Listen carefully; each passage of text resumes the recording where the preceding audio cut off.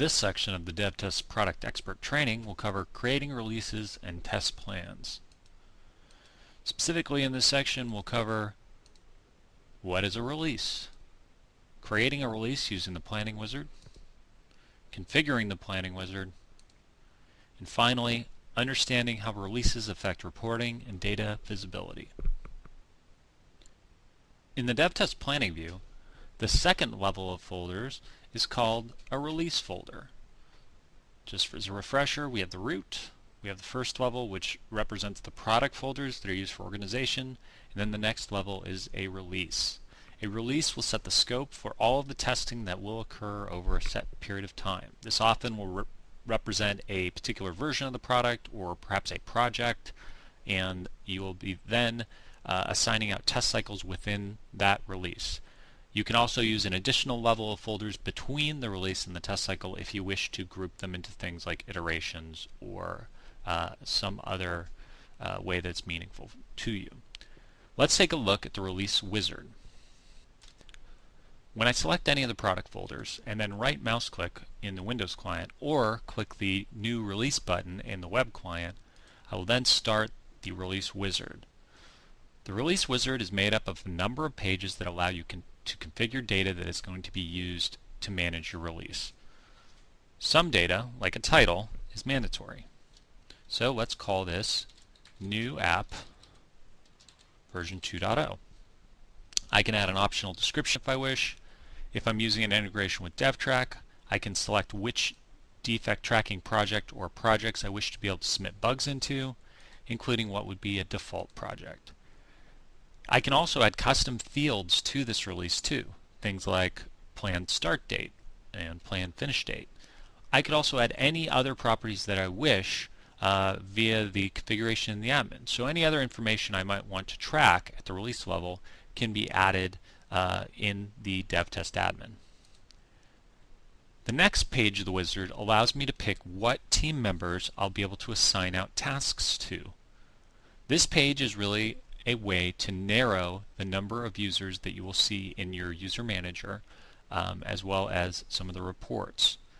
If I know that I'm going to have the same team consistently, I can always just click on the skip team selection in the test cycle wizard, and then each time I create a new test cycle I will not need to do this again.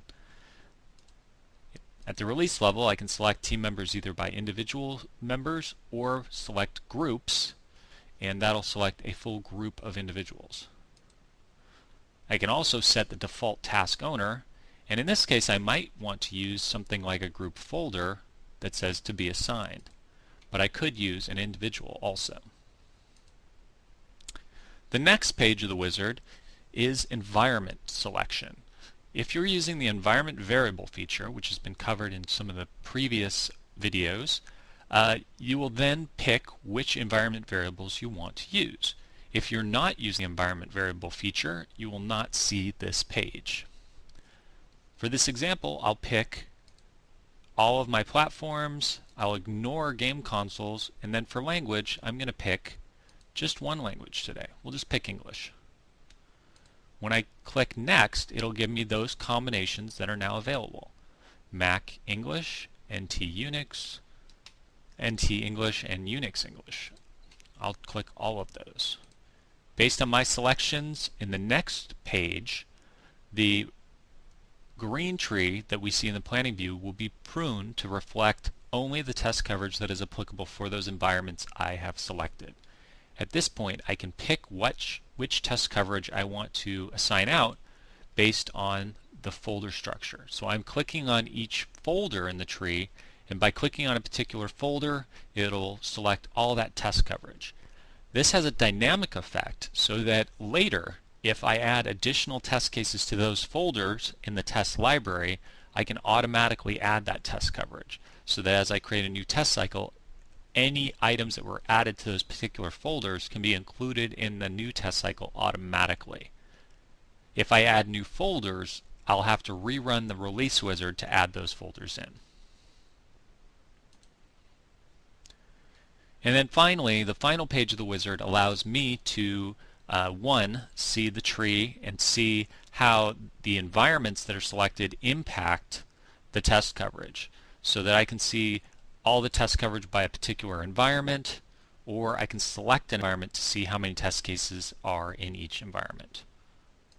We can see that although we had 22 different test templates, we actually have 66 possible tasks to assign because we have 3 different environments and all those tests are applicable for all 3 environments. At this point, if I wanted to make changes to a particular test area that were going to last throughout the release, I can click on the override page to do that. I can set an owner, or perhaps test approach, or a due date, build to be tested, any other data that I wish to batch update the test cases. I can do so using the override page. And now when I click finish, I will have set the scope for the test coverage that I will be assigning out during the course of this release. And each new test cycle I create will have many of the pages already pre-populated based on those selections. Remember, at this point I have not created any test coverage. I have just set the scope for the test coverage. Let's take a look in the DevTest admin and see how I can configure my release. The settings for the release wizard are going to be found in the DevTest work project. Specifically, if I look under Planning View GUI settings, I'll see that I'm going to have the release folder page, which allows me to define what fields are going to be present on the release. I can look at the Planning Wizard pages, which will allow me to rename some pages, or perhaps I want to add a description that the user can see so they understand what each page is about. And I can do that for each of the pages in the wizard, so that if you want to add helpful instructions or change the name, you can. And finally, we have the target data page. This is a special feature that can be enabled at the release level that can allow you to set up targets for how many times you want a particular area to be run, and if you're using the DevTrack integration, you can also set up targets in terms of how many bugs you expect to find. Back in the planning view for a minute, we'll take a look at what setting up the target data looks like. I can set up a planned start date and a planned finish date. And then for each functional area, I can decide how many times I'm going to run those admin tests. Maybe we'll make 3 passes. And based on historical data, I might want to say how many bugs do I expect to find. By applying this data will then be able to be used in reports that you can run in the DevTest report view. And it will also give you the ability to add additional columns to the planning view so that you can see how many tests have never been run and the target total tests that you are planning to run. And finally, the last thing to cover when discussing releases is that releases will impact some of the data visibility. For one, when a tester might be looking at a particular item, or when you're running a query within the planning wizard and you want to see if there's any defects that are present, many items will default to a specific release.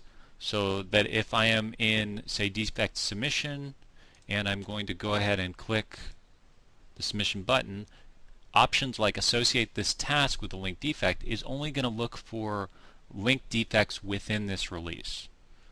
And also some of the reports that we see, like release summary reports, will be specific to the release. So it's generally a good idea to make fewer, larger releases than to make one release for every test cycle that you might run.